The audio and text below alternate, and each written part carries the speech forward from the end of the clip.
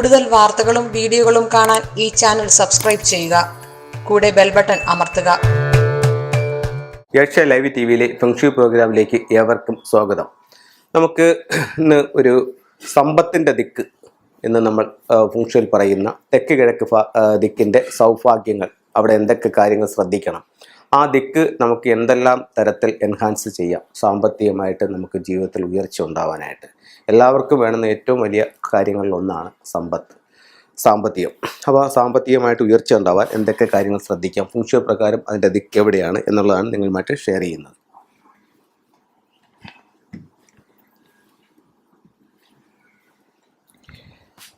ഇത് ഒരു വീടിൻ്റെ പ്ലാൻ അല്ല, ഇത് ഒരു സ്ക്വയറായിട്ട് ഒരു ഇതെടുത്തിട്ട് അതിനെ കറക്റ്റ് 9 ഡിവൈഡ് ചെയ്ത് വെച്ചിരിക്കുകയാണ്.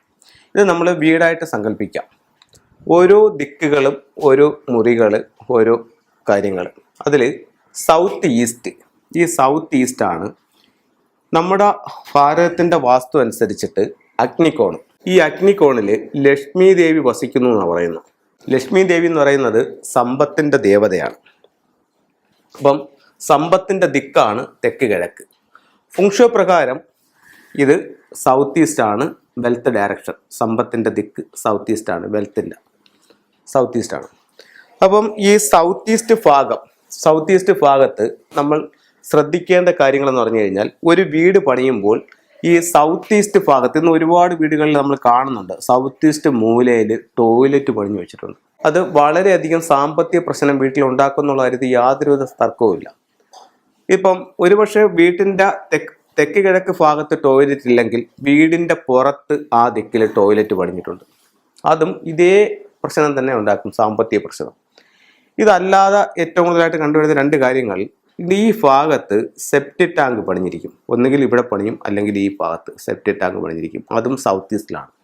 ഇതെല്ലാം സാമ്പത്തിക പ്രശ്നങ്ങൾ വീട്ടിലുണ്ടാക്കും. അപ്പം നമ്മളൊരു വീട് വെക്കുന്ന സമയത്ത് സൗത്ത് ഈസ്റ്റ് ഭാഗം മിസ്സിങ് ആകാൻ പാടില്ല. മിസ്സിങ് എന്ന് പറഞ്ഞു കഴിഞ്ഞാൽ ഇത്രയും ഭാഗം ഇവിടെ ഇല്ലാതിരിക്കുന്നൊരവസ്ഥ. അതായത് ഇത്രയും ഭാഗം വീട്ടിലില്ല, ഇവിടെ വരെ ഇതുള്ളു, ഇത്രയും ഭാഗം വീട്ടിലില്ല. അതിനെ സൗത്ത് ഈസ്റ്റ് മിസ്സിങ് എന്ന് പറയും.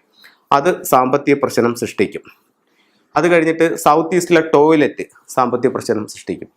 വീടിൻ്റെ പുറത്ത് സൗത്ത് ഈസ്റ്റ് ഇരിക്കുന്ന ടോയ്ലറ്റും സാമ്പത്തിക പ്രശ്നം സൃഷ്ടിക്കും.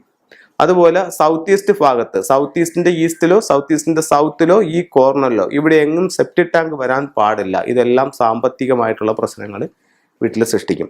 അപ്പോൾ സൗത്ത് ഈസ്റ്റ് ടോയ്ലറ്റ് വരാൻ പാടില്ല, വീടിനകത്തോ പുറത്തോ ടോയ്ലറ്റ് വരാൻ പാടില്ല, വീടിൻ്റെ പുറത്ത് ആ ഭാഗത്ത് സെപ്റ്റിക് ടാങ്ക് വരാൻ പാടില്ല, വീട്ടിൽ ആ ദിക്ക് മിസ്സിങ് ആയിട്ട്, അതായത് ഒഴിച്ചിടാനും പാടില്ല. ഇത്രയും സാമ്പത്തിക പ്രശ്നങ്ങൾ വീട്ടിൽ സൃഷ്ടിക്കും. ഇപ്പോൾ നമുക്ക് ഫെങ്ഷു പ്രകാരം ഇതിനെ എങ്ങനെ കറക്റ്റ് ചെയ്യാം? ഫെങ്ഷു പ്രകാരം എന്ന് പറയുന്നത്, ഇത് ഹാളാണെന്ന് വെച്ചോ. ഈ ഹാളിൻ്റെ സൗത്ത് ഈസ്റ്റ് എന്ന് പറയുന്നത് ഈ ഭാഗമാണ്. അപ്പോൾ ഹാളിൻ്റെ സൗത്ത് ഈസ്റ്റ് ഭാഗത്ത് നമുക്ക് 8 എന്ന് പറയുന്ന സിമ്പലുണ്ട്. അത് വെൽത്തിനെ സൂചിപ്പിക്കുന്നതാണ്. അതുപോലെ തന്നെ ഇവിടെ അരോന ഫിഷ്,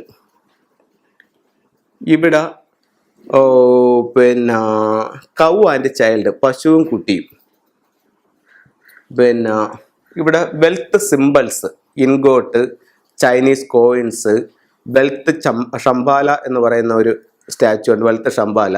അത് കണക്കിന് ഡ്രാഗൺ ടോർട്ടോയിസിൻ്റെ ബുദ്ധ.